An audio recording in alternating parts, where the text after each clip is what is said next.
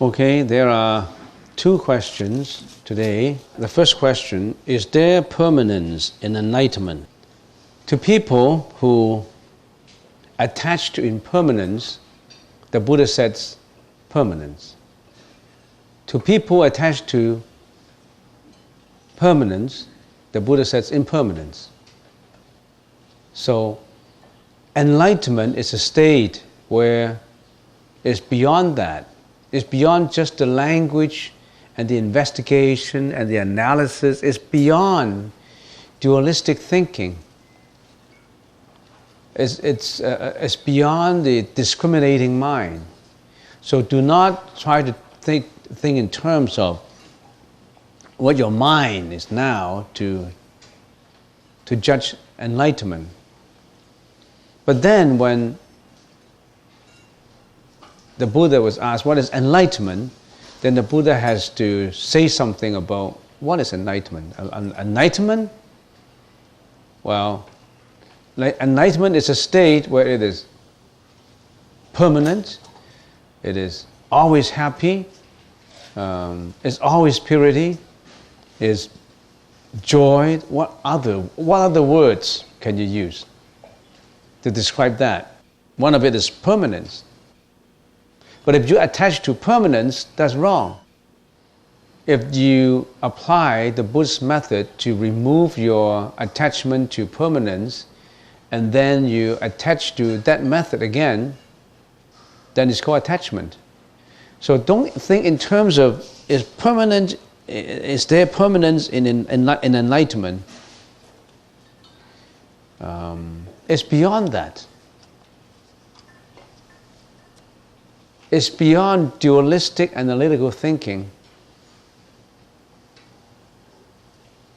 because you only think of something permanent if you live in an impermanent world. So you are not in an impermanent world when you are enlightenment. So how can you think that permanent enlightenment is permanent? It's just like when the Buddha was talking about life and death, reincarnation, the cycle of life and death, and he said, get away from life and death and enter into nirvana. So then all of a sudden that word nirvana is created. Get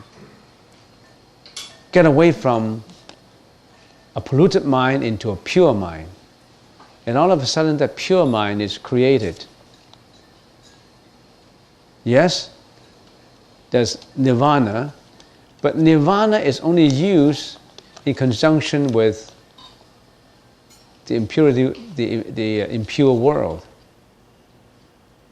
Even nirvana, it's not it. According to Madhyamaka approach, the Madhyamaka approach, nirvana is lack of substance. Nirvana has no inherent existence too. It does not mean that there's no nirvana, but it is, don't think of nirvana as having an inherent existence. It's a place to go to. It's beyond nirvana. Next question, does chanting the Buddha of Medicine help someone who is bedridden and suffering? The patient is already 92 years old and is sometimes aware and sometimes unaware of her surroundings. Whether she is aware or not, particularly good if she is aware. Of course, if she's aware, it would be much better. Then you chant the Buddha of Medicine for her. Or you can chant the holy water, the water that's been bestowed with the blessings of the Buddha of Medicine. by Sajya Guru Vaiduraya, Praparajaya, Taragataya.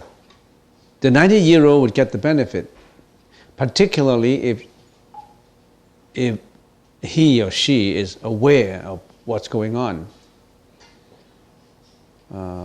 If she's aware of what's going on, then she has a seed planted in her mind. This is the Buddha, this is enlightenment, this is nirvana. So you know now, let her drink the holy water bestowed by the power of the mantra of the Buddha of Medicine. 108 times. And every day. And let her drink the water. And you, if you want to be healthy, you can do the same thing to yourself. No one is guaranteed of continued existence, because we're always confronted with the threat and the fear and the worry of death. So sometimes it's beyond our power to control it, because our own karma. You could have done nothing wrong, but you still maybe immature departure. You may not have done anything wrong.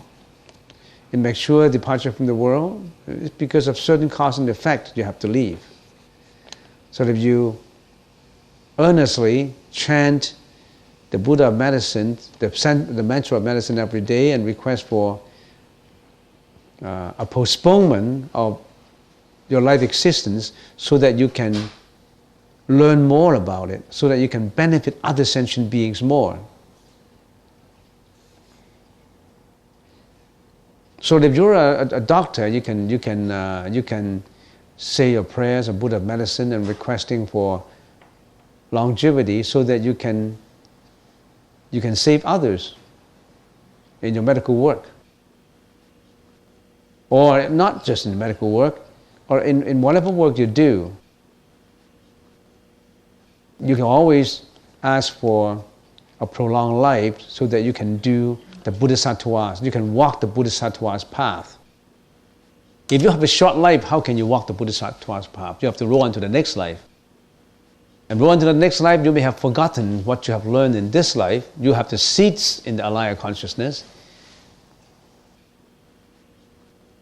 But there may be something that you already have learned that you have to relearn again. But the next life will be much faster.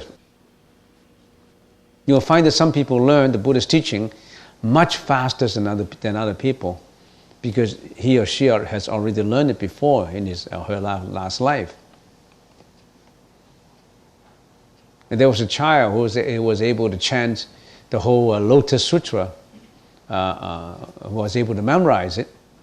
We were given only a very short period, and she was able to read and then she was able to memorize the whole sutra. A long 3 volumes. And there's kids who was given at a time of 1 month, he was able to memorize the Diamond Sutra. He learned it before. So he had that seed in the alaya consciousness. The seed is already there, it's a very good seed. All of a sudden in this life, he met someone who was able to pour water onto the seed, lift the curtain to allow the sunlight to come in through the windows, or allow the sunlight to come in, and then the seed will sprout. It's always good to cultivate for you, for yourself, and for others. So in your spare time, you just do your mantra of medicine. Of course, the 3 long version.